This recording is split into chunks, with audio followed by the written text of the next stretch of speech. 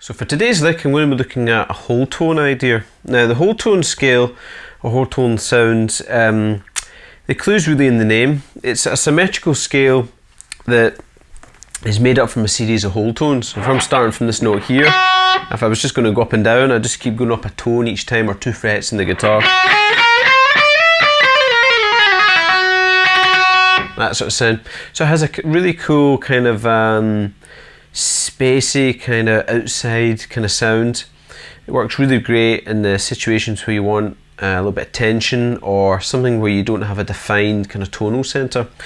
And this lick here, what I'm doing is I'm utilising the fact it's a symmetrical scale, so it's very similar to the idea of when we looked at the diminished lick, that you have a kind of interval distance that you can shift about the fingerboard.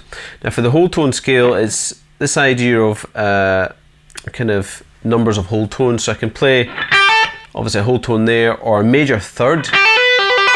Now a major third is 2 whole tones apart, but that's still a factor of a whole tone. So this little lick is it's based around coming down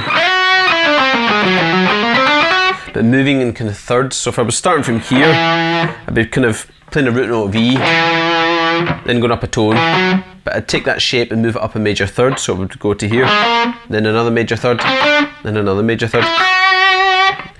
Obviously I'm playing that reverse for the lick, but this is the general kind of shape that I'm seeing there.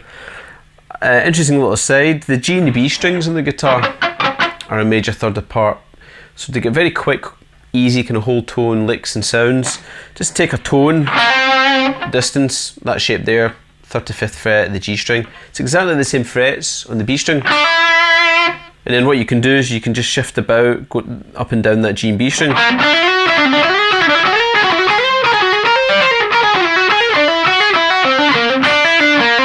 Because it's a major third apart, you're always jumping up one of those inversions, you know, the whole tone. So this lick, how does it start? Well, it starts at this. So what I'm doing here is I'm going to slide to the 7th fret of the B string there. Then I'm going to play 5 in the B string. I'm using my 3rd to 1st finger there, so it's my little tone distance. Then what I do is I descend down this, so I play 7-5, 7-5 in the G string, 8-6 on the D string, and then 9-7 in the A string there. So there's a little tone gap that I'm just moving down major thirds all the time. Okay, and I'm picking all of those notes there. Okay, just to kind of give a little contrast to the second part of the lick. Now the second part of the lick kind of goes like this. Okay, now what I'm doing here is I'm going to take our a 3 note per string kind of form here. I'm playing a tone, then another tone. So it looks like the first 3 notes like a major scale if you know to play your major scales. So fret wise I'm playing 5, 7, 9, and this is all with legato, so it has a little contrast to the first part of the lick. So I'm hammering 5, 7, 9. And instead of just going all the way up the scale like that, I change it up a little bit, and on the D string I'm going to play. So what I'm doing here is I'm going to hammer 6th fret to 10th fret, pull off, then 8, then 10 on that D string there. So it just brings a little bit more of an interesting kind of sequence to it. So together with the A string it kind of goes. Okay, this whole section here is even 16ths, just like the first section, so watch that you don't, and you can end up playing like triplets because you're playing a 3 note per string pattern. Try and keep it nice and even. So that first bit, then I go 7, 9, 11 on the G string, all hammer-ons, and then what I'm going to do is play 9 and 11 on the B string there just to end it. So that last little bit goes like this. So from the A string, slowly, you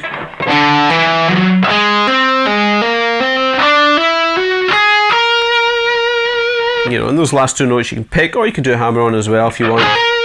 You know, it's not really, you don't have to play either or, you can just play whatever feels comfortable there. So slowly the whole thing together goes like this.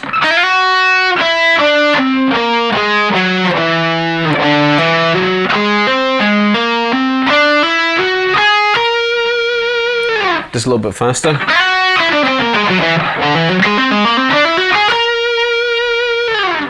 So have fun with that. I mean, you hear that sound quite a lot these days, especially in kind of modern metal or kind of jazz and fusion kind of sounds. But you could use it in anything where you want that kind of slightly outside or slightly kind of not disturbing, but slightly kind of spacey kind of vibe to it. And the good thing, of course, is the symmetry. The symmetry, just like the diminished sounds and shapes in the guitar, utilise the pattern nature of the guitar. So when you get these kind of shapes down, you're just really working on shifting them about, just like you would do with chords. I mean, you can take this 3-note per string shape and just kind of move it up the strings. You know, so you're always going up, you know, kind of a factor of some sort of number of tones. You could also do tapping. So I'm tapping like a tone above,